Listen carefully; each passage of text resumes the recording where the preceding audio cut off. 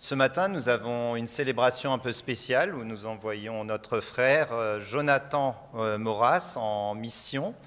Et donc, nous avons le plaisir et l'honneur d'accueillir le responsable de la mission AIM, African Inland Mission. Donc, c'est la mission à l'intérieur de l'Afrique. Donc, j'invite notre frère John Brown à s'approcher. Bon, ce sont des jours de mobilité, de technologie et de transformation.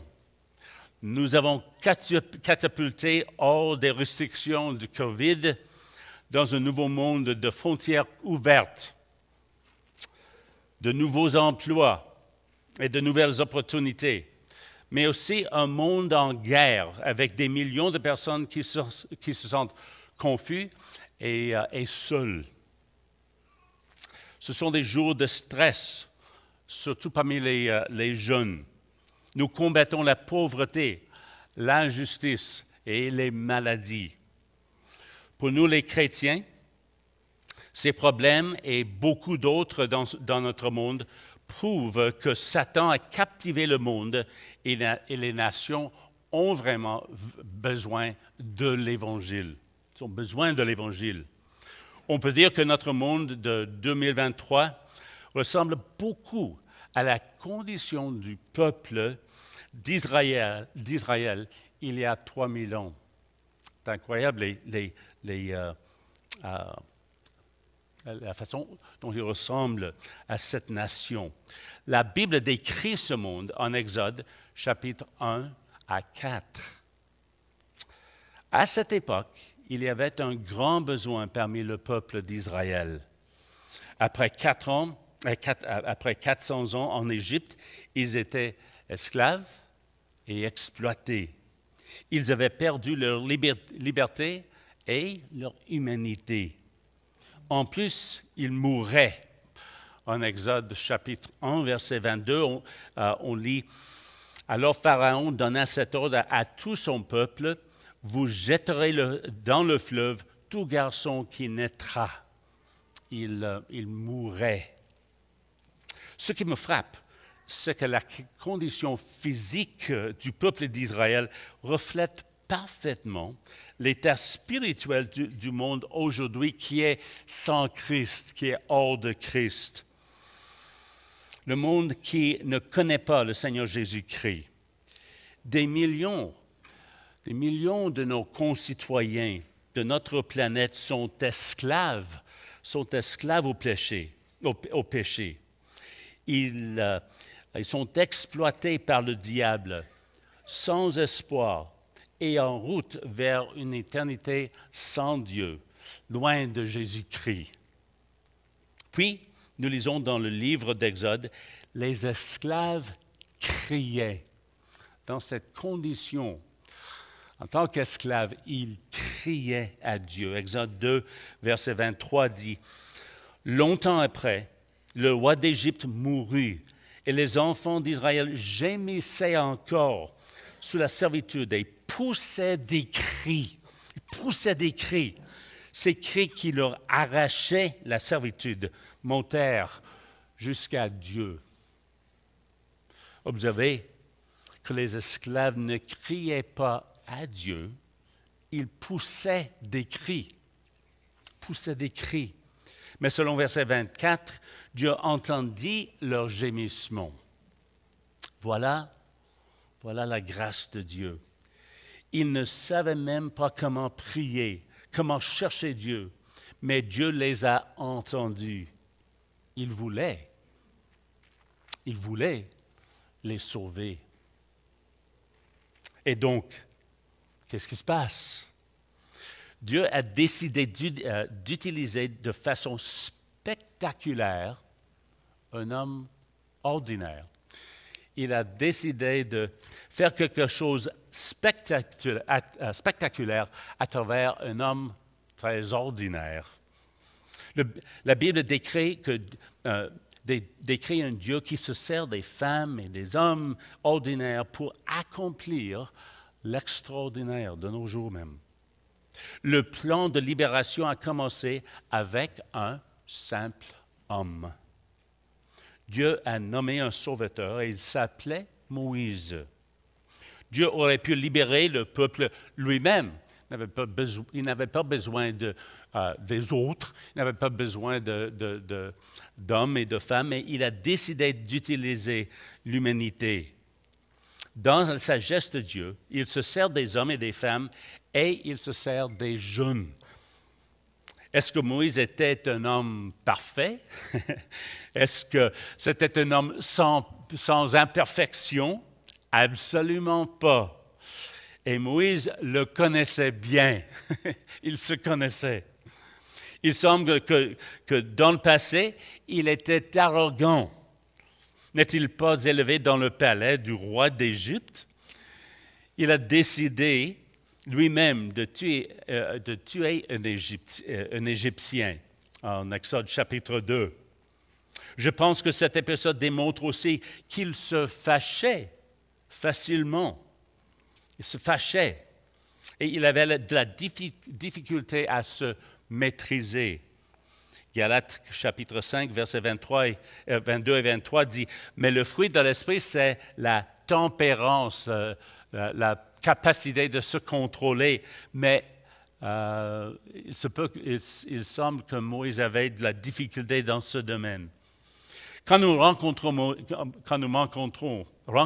Moïse pour la première fois, il y avait certainement un manque de discipline. Est-ce que Dieu cherchait un saint, comme je dis, un homme parfait? Dieu a dit en Exode, chapitre 3, verset 10, « Maintenant va, je t'enverrai auprès de Pharaon, et tu feras sortir d'Égypte mon peuple, les enfants d'Israël. » Est-ce que Dieu a nommé quelqu'un qui n'avait pas de défaut? Non. Moïse aimait Dieu, il suivait le Seigneur, mais il pensait que Dieu n'utilisait que les super saints, les super hommes. Qui suis-je, a-t-il dit dans chapitre 3. Il manquait de l'assurance. Si les enfants d'Israël me demandent quel est mon nom, quel est le nom de Dieu, que leur répondrai-je? Il dit dans chapitre 3, verset 13, « Je ne suis pas un expert en théologie, Seigneur. Je ne connais pas assez la Bible. Je ne peux pas te servir. » Ils ne me croiront point, il dit dans chapitre 4, verset 1. « J'ai peur de mon propre peuple. J'ai peur de ces Israélites. » Ah Seigneur, je ne suis pas un homme qui a la parole facile. J'ai la bouche et la langue embarrassées. Je ne peux pas prêcher. Je ne suis pas un prédicateur, Seigneur. Tu ne peux pas m'utiliser.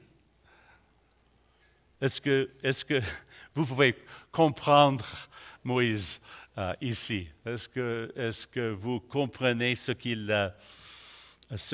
qu'il pense? Ses pensées, ses sentiments. Moi, je peux m'identifier et probablement, vous aussi, vous pouvez comprendre cet homme qui n'était pas parfait. Mais au fond, quelle est la racine de cette dispute de Moïse avec Dieu? Au fond, Moïse, celui que Dieu a appelé comme témoin. Moïse ne s'intéressait pas à ceux qui souffraient énormément dans l'esclavage et qui mouraient à l'autre côté du désert. Et c'est à ce moment que Dieu dit en Exode, chapitre 4, verset 2. Exode, chapitre 4, verset 2. Qu'y a-t-il dans ta main? Bonne question. Qu'y a-t-il dans ta main? C'est une drôle de question. Moïse dit simplement une verge, une canne, un bâton, une branche morte. Rien de spécial. Et qu'est-ce que Dieu fait? En effet, il dit, Oui, c'est une branche morte que tu utilises pour diriger tes brebis, mais regarde ce que je peux faire, moi, avec une branche morte.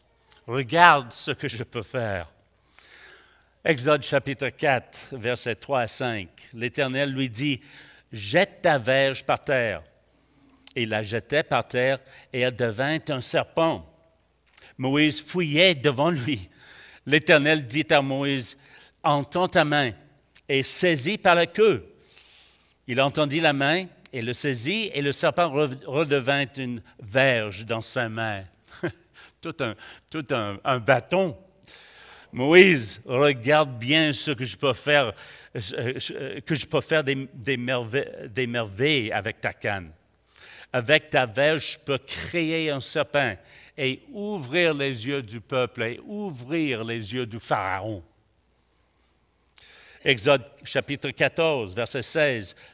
Toi, lève ta verge, étends ta main sur la mer et fends-la. Et les enfants d'Israël entreront au milieu de la mer à sec. Mais Moïse, avec ta verge, je peux séparer la mer pour créer une autoroute, une autoroute sèche, sans neige. Exode 17, versets 5 et 6. L'Éternel dit à Moïse, « Passe devant le peuple et prends avec toi les anciens d'Israël. Prends aussi dans la main ta verge avec laquelle tu as frappé le fleuve et marche. Voici, je me tiendrai devant toi sur le rocher d'Horeb. Tu frapperas le rocher et en sortira de l'eau, et le peuple boira. Moïse, avec ta verge, je peux changer en rocher, en fontaine d'eau, pour donner de l'eau froide à mon peuple dans le désert. Je peux faire des miracles. Et finalement, Exode chapitre 17, versets 8 et 9, Amalek vint combattre Israël à Rephidim. Alors Moïse dit à Josué, choisis-nous des hommes, sors et combat Amalek. Demain, je me tiendrai sur le sommet de la colline, la verge de Dieu dans la main. Josué fit ce que lui avait dit Moïse pour combattre Amalek. Lorsque Moïse élevait sa main, c'est-à-dire quand il élevait la verge, Israël était plus fort. Et lorsqu'il baissait sa main, la verge, Amalek était le plus fort. Amalek était le plus fort. Et Josué vainquit Amalek et son peuple au tranchant de l'épée. Moïse, avec ta verge, je peux détruire une armée d'acier. Toute une verge. Toute une verge. Enfin, Moïse a décidé, après tout cela, Moïse a décidé de suivre la volonté de Dieu pour sa vie. Il a changé son idée au sujet de la verge. Il a changé son idée au sujet du Dieu qui voulait l'utiliser. Et il a même changé son idée de lui-même. Exode chapitre 4 dit, « Prends dans ta main cette verge avec laquelle tu feras des signes. » Moïse s'en alla. Il a obéi au Seigneur. Mes amis,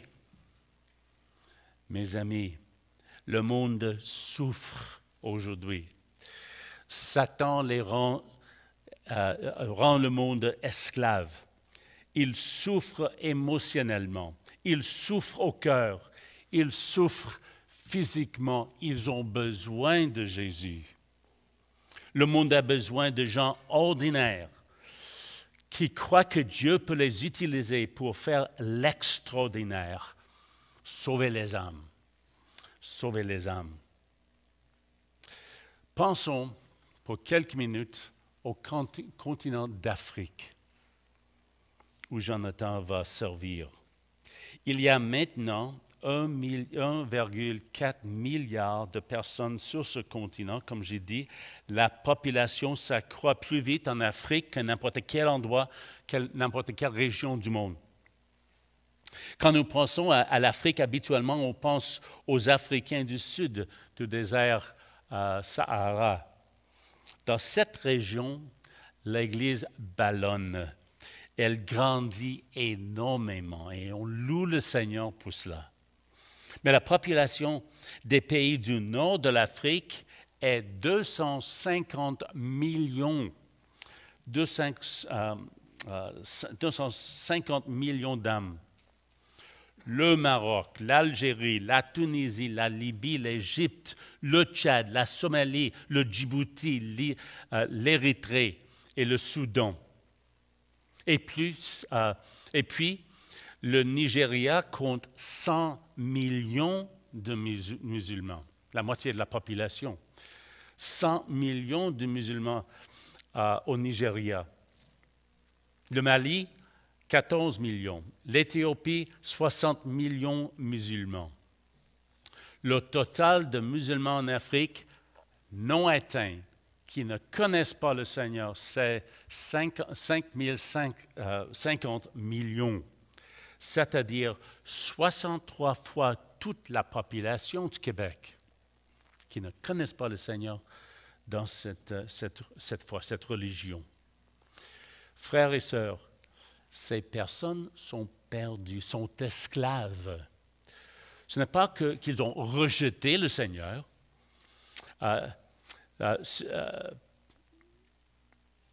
C'est pas qu'ils ont rejeté le Seigneur, c'est qu'ils n'ont jamais entendu notre évangile.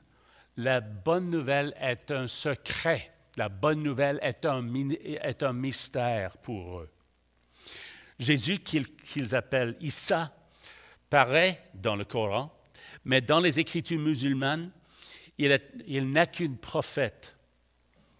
Il n'est pas le Fils de Dieu et il n'est absolument pas leur sauveur. Ces âmes sont perdues. La Bible dit en Éphésiens, chapitre 2, verset 12, « En ce temps-là, vous étiez sans espérance et sans Dieu dans ce monde. » Imaginez, mes amis, ce matin, d'être sans espérance et sans Dieu. Pas de raison pour vivre. Culpabilité pour les mauvaises œuvres que vous avez faites. Tout le bonheur qui est en ce que vous pouvez avoir ou expérimenter aujourd'hui. Esclave à vos habitudes et vos désirs, incertain de votre futur éternel. Quelquefois, nous les chrétiens oublions toutes les différences que Jésus a accomplies dans nos vies, l'esprit léger qu'il nous donne, la paix dans nos cœurs. Mais maintenant, par Jésus-Christ, vous qui étiez autrefois loin, êtes approchés par le sang de Christ, car il est notre paix, dit Éphésiens 2. Le pardon, la certitude, la liberté, la joie et la paix, tout en Jésus et en Jésus seul. Mais tout cela est inconnu par le monde et par l'Afrique non atteint. Inconnu. Si vous demandez à un musulman s'il va au ciel quand il meurt, il va dire, et il doit dire, « Seul Dieu connaît. » Seul Dieu connaît. Même si cette personne est très dévouée et très sincère, s'il est un musulman, il n'a aucune idée si Dieu l'accepte. Aucune idée. Peu importe les efforts, malgré tout ce qu'ils font, ils ne sont pas sûrs qu'Allah les accepterait maintenant ou dans le futur.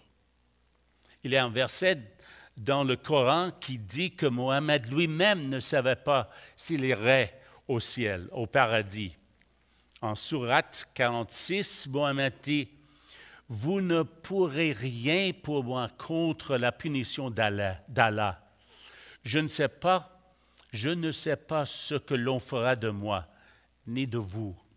Même Mohammed ne ne savaient pas s'ils iraient au ciel, au paradis. Et donc, ils peuvent vivre des vies musulmanes très dévouées, mais à la fin, quand ils prennent le dernier souffle, ils n'ont pas du tout la certitude. Pas du tout. Vous pouvez connaître tous les noms d'Allah et tous les attributs d'Allah, mais vous ne pouvez pas vraiment connaître Allah, connaître Dieu. Et donc, vous vivez toute la vie sans connaître s'il vous accepterait. S'il vous accepterait. Comprenez-vous donc pourquoi l'Évangile les attire?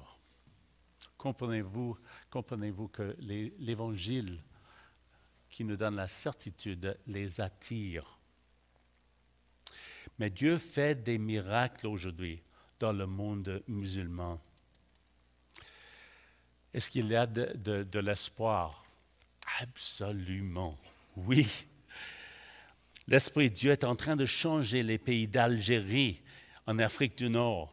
L'Algérie comprend deux nations, deux peuples.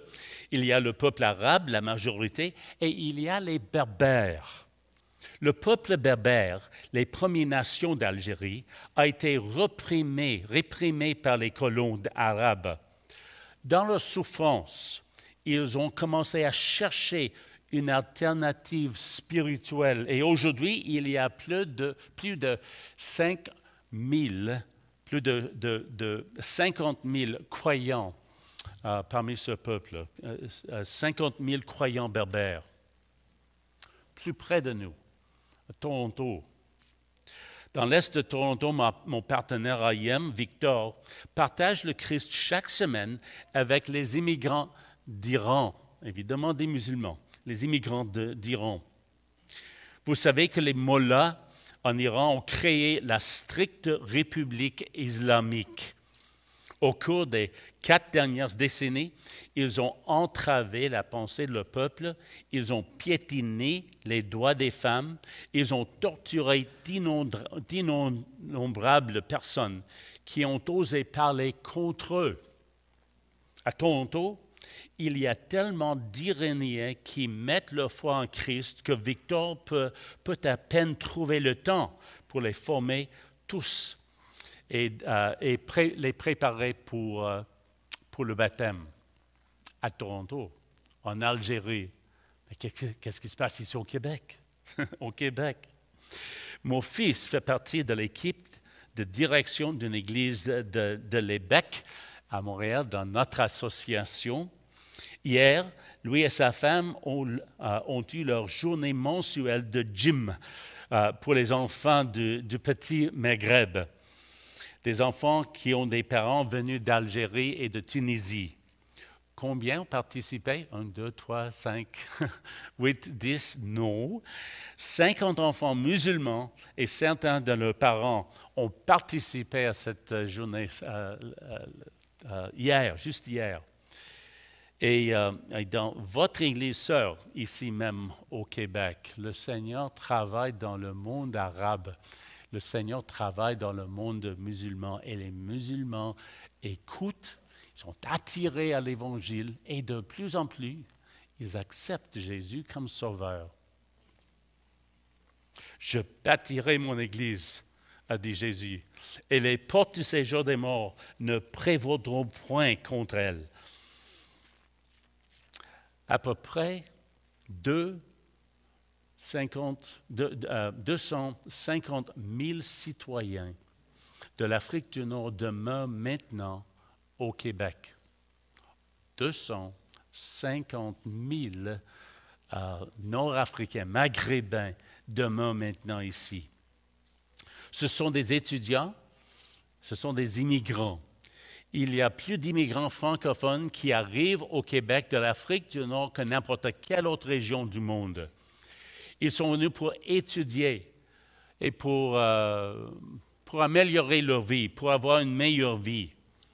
Mais Acte 17, versets 26 et 27 dit que Dieu les a envoyés pour qu'ils entendent la bonne nouvelle et acceptent Jésus comme sauveur.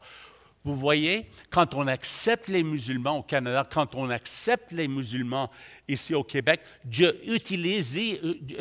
est en train d'utiliser ce mouvement pour que nous ayons cette occasion à partager l'Évangile avec eux. C'est extraordinaire ce que le Seigneur fait de nos jours, devant nos yeux. Votre verge ordinaire,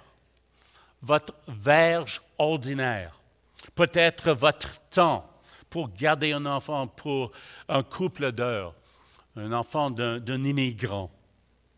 Votre verge peut être une soirée pour conseiller un nouvel immigrant à Gatineau. Il se peut que votre verge soit une simple invitation à venir à cette église pour la célébration de Pâques, ou une visite à l'hôpital, ou quelques moments de prière avec de nouveaux Canadiens qui ont peur pour que leur enfant perde le respect pour Dieu dans notre culture. Quelle est votre verge? Nous avons tous un verge. Qu'est-il dans ta main?